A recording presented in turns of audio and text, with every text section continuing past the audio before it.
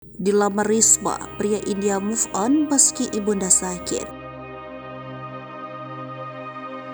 Pria India Asif Ali Bore ternyata masih berada di Indonesia setelah ditolak gadis Waju beberapa waktu lalu hingga kisahnya viral. Asif Ali masih betah berada di Indonesia setelah dirinya viral dan dibicarakan di media sosial. Ia bahkan bertemu dengan wanita lain setelah ditolak lamarannya oleh Sharifah Hironisha. Gadis asal Waju itu mengaku kini sudah memiliki jodoh lain dan siap menikah dengan pria lain. Terbaru ceritakan oleh sang sahabat yakni YouTuber Akas, Asif Ali ternyata sedang ditimpa masalah. Dikutip dari tribunjatim.com, dari Serambi News, Asif Ali bersedih usai mengetahui ibunya masuk rumah sakit. Padahal Asif Ali baru saja senang karena dilamar oleh seorang perempuan cantik asal Indonesia.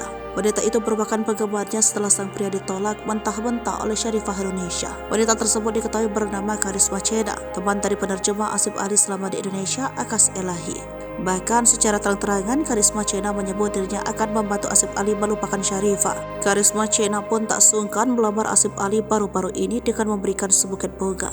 Dalam video di YouTube Akas tampak ia menjodohkan Asif Ali dengan Karisma Cena. Asif Ali hanya tertunduk malu. Ia mengaku deg-degan bertemu Karisma Cena. Sebelumnya Sharifah menunjukkan gelagat yang membuat publik menghujatnya. Diketahui baru-baru ini Asif Ali membuat konten dengan Risma, wanita berparas cantik yang merupakan salah seorang fans berat pria asal India itu. Melihat videonya viral di YouTube dan media sosial, wanita yang sempat menolak Asif Ali yakni Sharifah Hironisha kembali menghubunginya. Akas si bule Pakistan justru menceritakan bagaimana Sharifah pemohon bertemu hingga menyatakan masih sayang ke Asif Ali. Lebih parah lagi, Sharifah mengaku masih menyayangi Asif Ali meskipun telah menolak lamaran Asif Ali.